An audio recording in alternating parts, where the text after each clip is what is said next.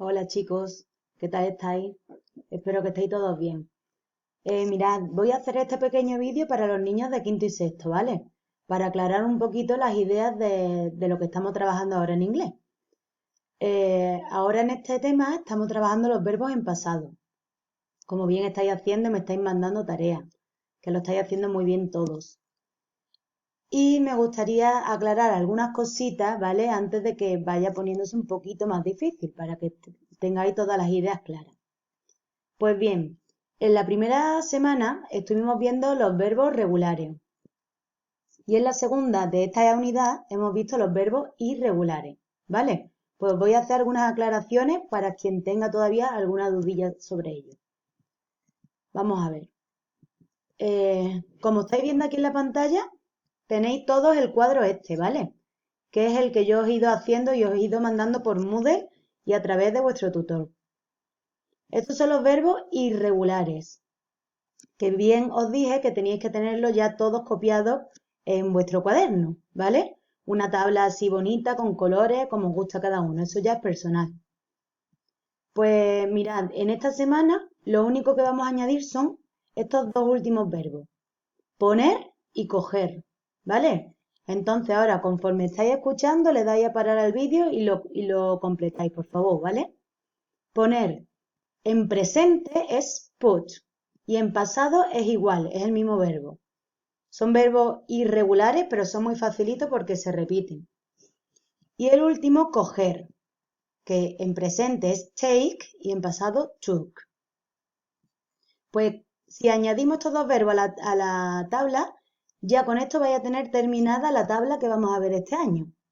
¿De acuerdo? La tabla esta de verbos irregulares, si le preguntáis a niños que están en cursos superiores, es mucho más larga y mucho más difícil. Pero yo la he puesto más simple porque este año es la primera vez que lo vais a ver para que vayáis haciendo un poco, ¿vale? Ya el año que viene se irá completando. Pero con esto este año es suficiente, ¿vale? Entonces lo completáis y ahora os voy a explicar un poquito, os voy a refrescar un poquito la mente, mejor dicho, porque explicado ya está, qué es eso de los verbos regulares e irregulares. Y vamos a ver cuándo se utiliza cada uno, ¿vale? Venga, pues miramos aquí. Os he hecho este cuadro resumen para que lo tengáis en vuestro cuaderno. Entonces, primero escucháis y atendéis el vídeo y después ya lo vais a tener para para copiarlo vosotros en vuestro cuaderno, ¿vale? Mirad, es muy sencillo, es más sencillo de lo que parece. Tenemos el pasado simple, un verbo en pasado, ¿vale? De algo que ya ha ocurrido. Por ejemplo, yo ayer fui a la panadería. El año pasado me compré una bici. Todo eso son verbos en pasado. ¿Qué pasa en inglés?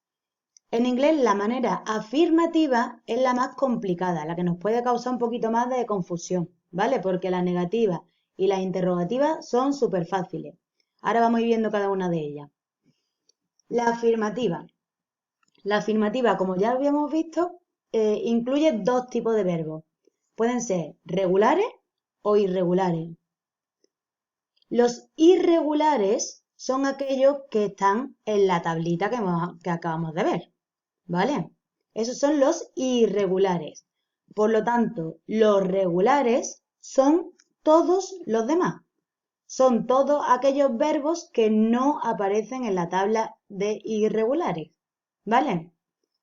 Estos son los más sencillos porque todos siguen de una manera regular, como su nombre indica, unas reglas, ¿vale?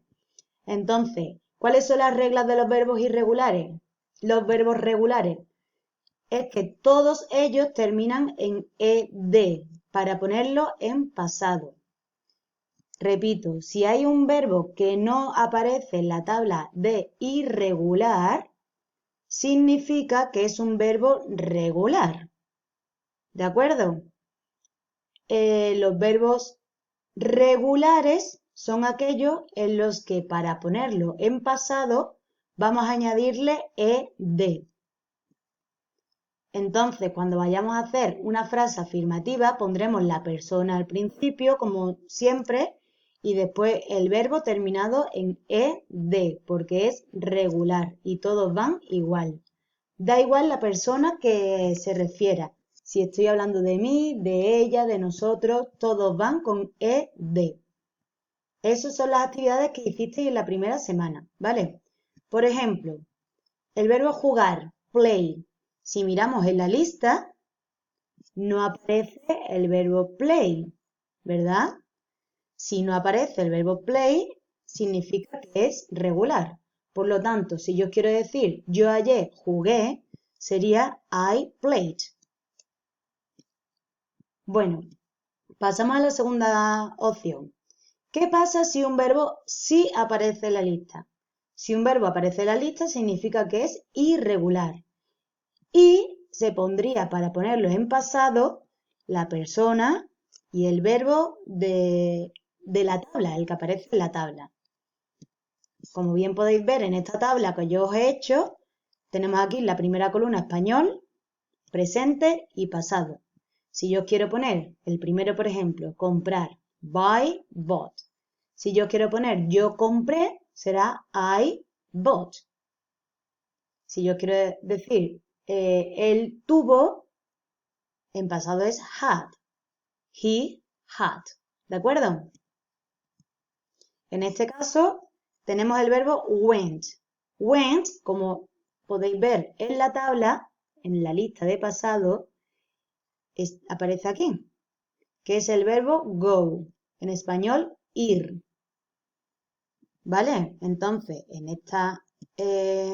este ejemplo que os he incluido aquí, aparece he went. En español lo podríamos traducir como él fue. Ayer él fue al parque. He went to the park. ¿De acuerdo? Porque es un verbo que aparece en la tabla. Esta es la parte, lo que llevamos hasta ahora es la parte más difícil de los verbos en pasado simple, porque nosotros tenemos que clasificar a los verbos en regulares o irregulares dependiendo del verbo que nos encontremos en la actividad. ¿De acuerdo? Por ejemplo, tengo aquí algunos ejemplos que vamos a hacer para que practiquéis un poquito. Yo jugué al tenis ayer. ¿Cómo sería esa frase? I jugué, el verbo jugar. Es play. ¿Play aparece en la tabla? Como ya hemos visto antes, no aparece en la tabla. ¿De acuerdo? Entonces sería un verbo regular. Por lo tanto, el pasado sería añadiéndole ed. I played tennis. Si es ayer, sería yesterday. I played tennis yesterday. ¿Vale? Yo jugué al tenis ayer. Siguiente ejemplo. Él hizo los deberes en el colegio. Hizo, verbo hacer. Vamos a buscarlo primero en la tabla, a ver si aparece. Verbo hacer. Hacer aparece aquí, en verde. Hacer, do, did. El verbo hacer en inglés es do, pero en pasado es did. Por lo tanto, yo voy a utilizar did, porque esa frase está en pasado.